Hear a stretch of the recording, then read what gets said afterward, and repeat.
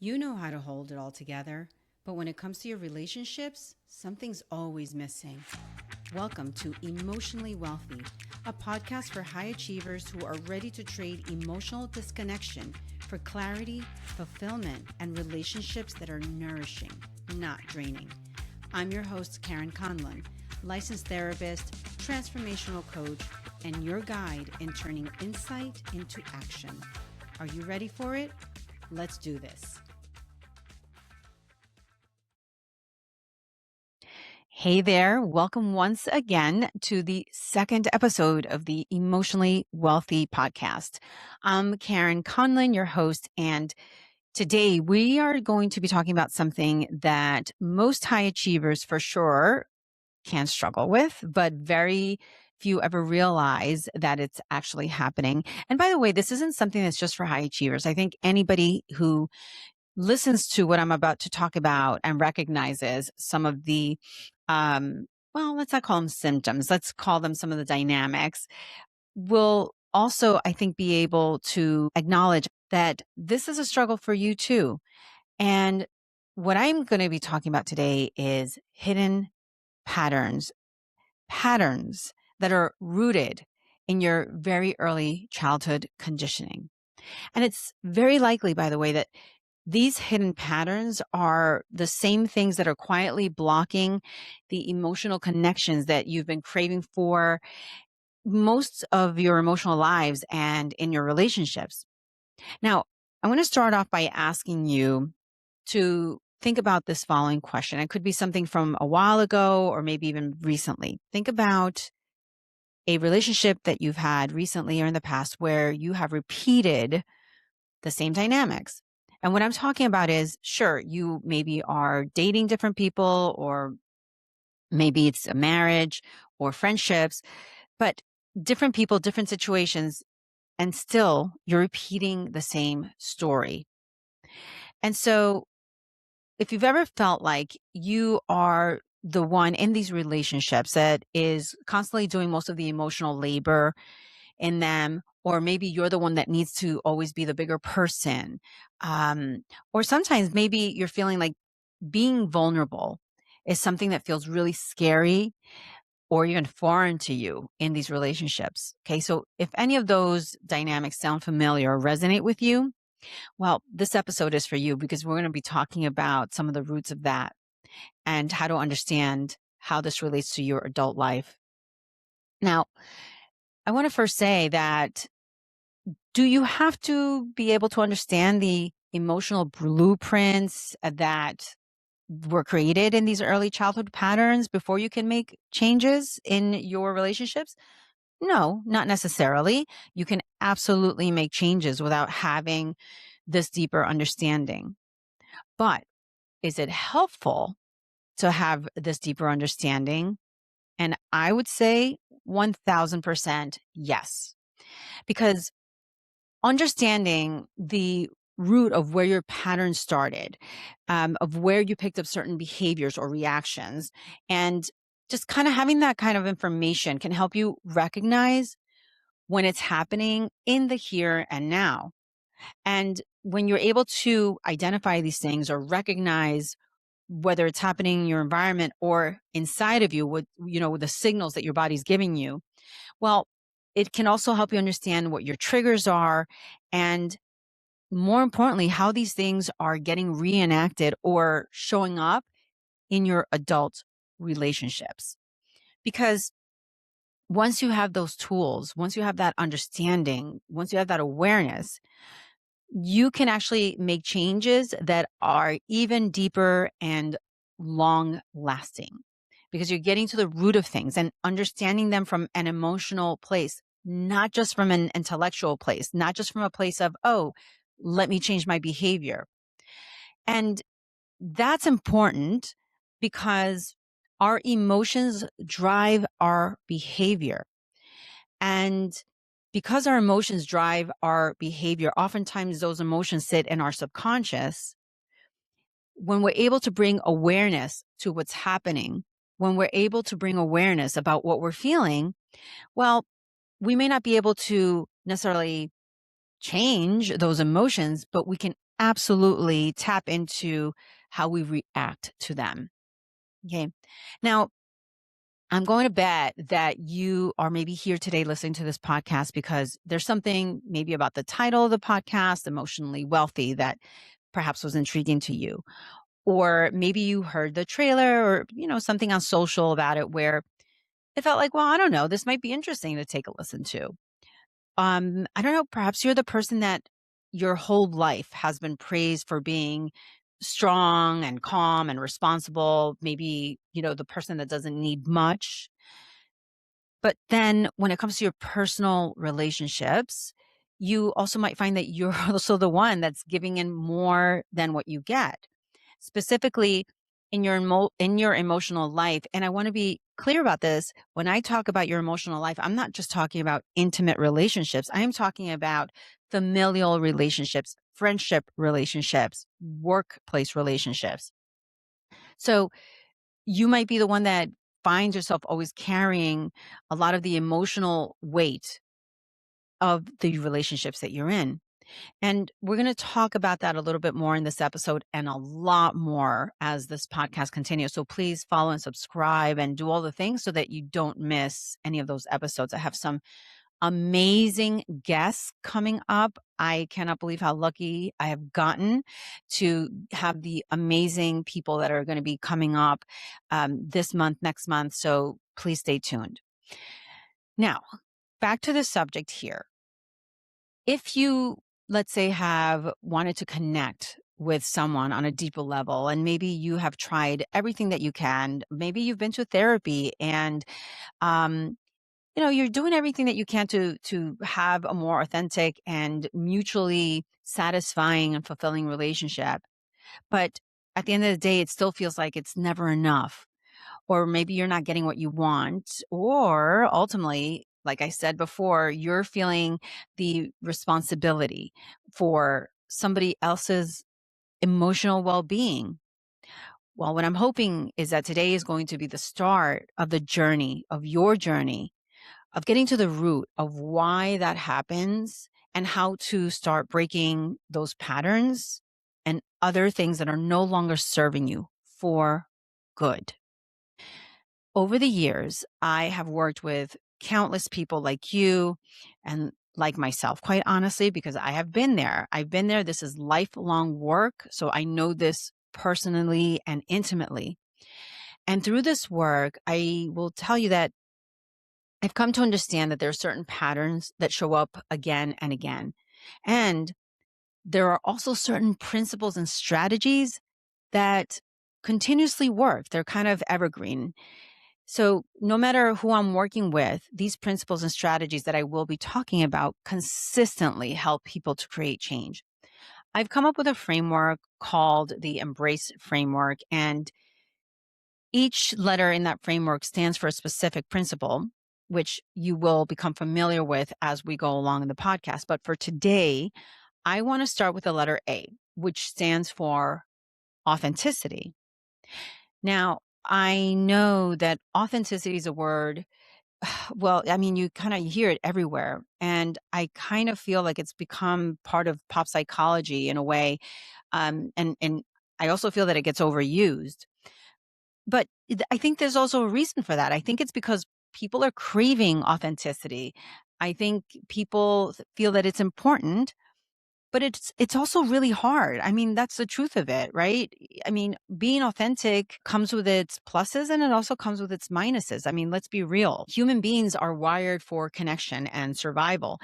And at a very primal level, survival uh, meant and still means fitting in into our environment or group.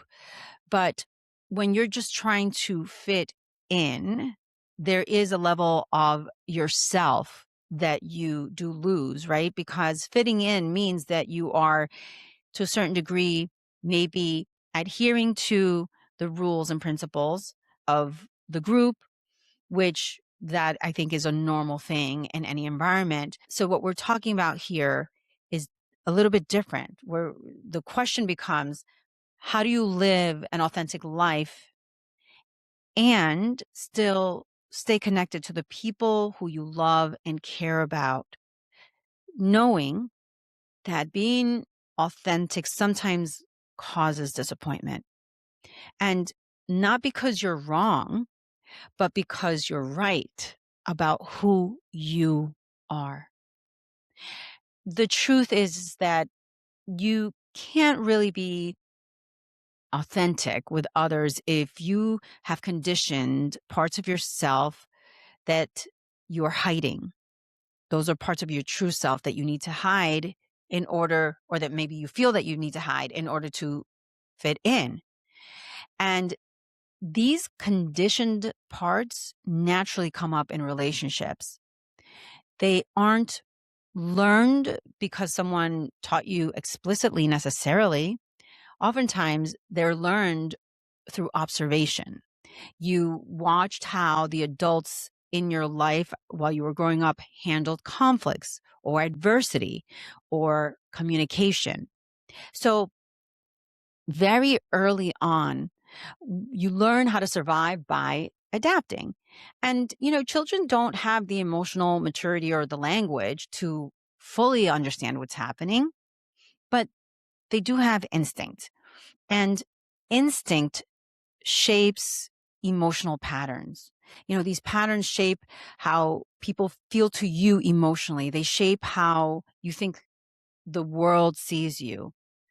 And they also shape how safe the world emotionally feels to you.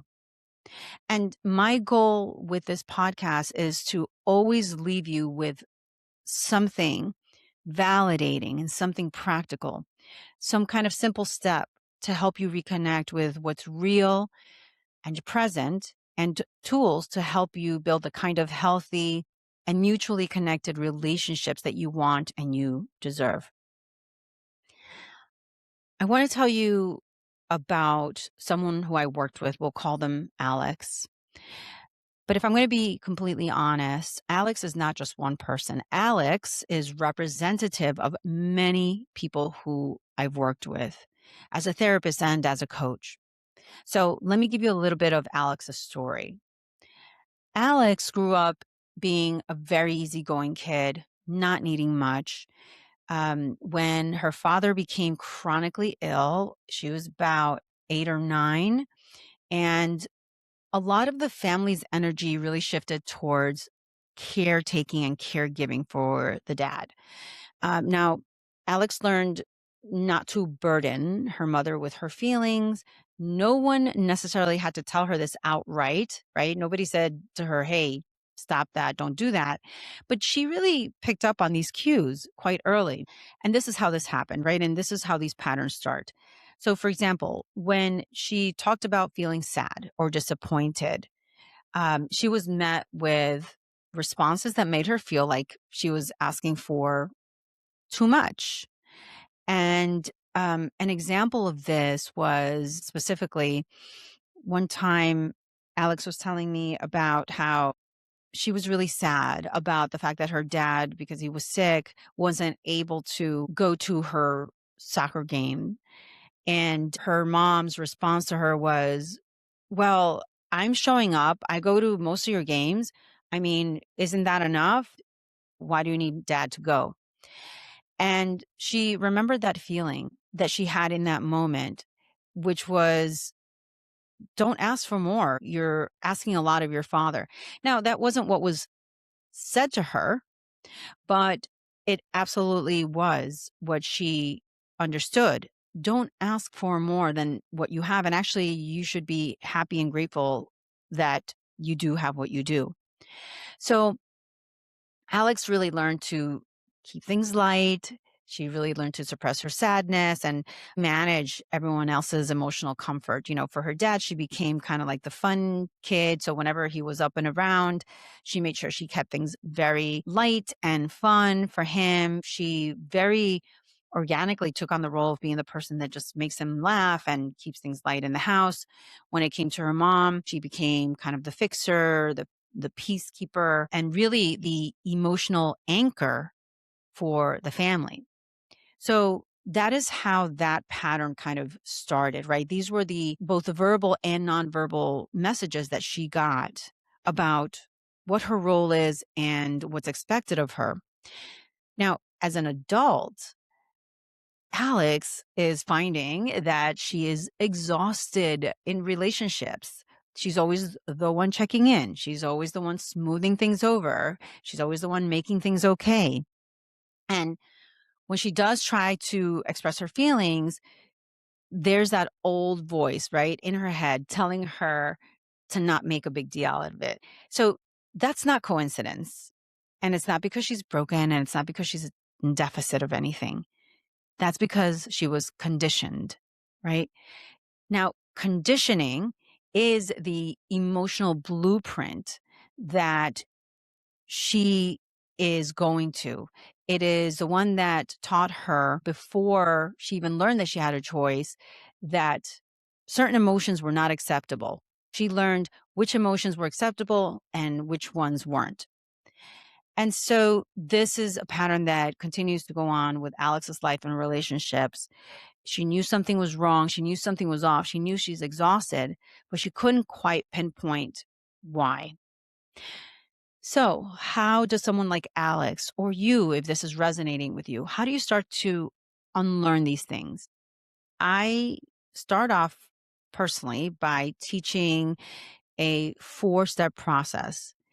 And they're simple, but simple doesn't mean easy, right? So the process that I'm talking about is name it, notice it, normalize it, and take a next step. These are lifelong patterns, but change is possible. So let me just kind of explain the first one.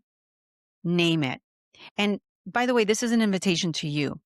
If you're thinking about a situation, or as I was telling the story, it is maybe evoking some memories of a past relationship or even one that you're in right now, I encourage you to kind of go along as I give you this exercise to give it a try. First thing is to name it. When something feels off, just pause for a moment. Pause, name the emotion instead of analyzing it. And we have a tendency to go and try to intellectualize the thing and say, oh, this is what's happening. And da-da. No, I'm saying just very simply, just name the emotion. Am I sad? Am I irritated? Am I disappointed? Am I angry? Am I confused? The next step after you name it is to notice it in your body. Where do you feel it in your body? Your body gives you information long before your mind catches up. And if you allow yourself to name the emotion and not necessarily go to the intellectual side and try to explain it away, what you'll start to notice is that your body will start also coming up with its signals, and you will notice them. The signals are there, but sometimes we block them. So does your chest get tightened? Do your muscles tighten up? Do you feel it on your chest? Do you feel it in your tummy? So just also take notice of where you feel it in your body. The next step is normalize it. And this is where compassion for yourself comes into play. Give yourself some leeway. It makes sense that given whatever that situation is, that you feel this way. These are and were survival strategies that helped you once, but they may not be serving you again or at the present time. So just give yourself some compassion as you would for anyone else that you care about. And just know that it is okay to feel this way.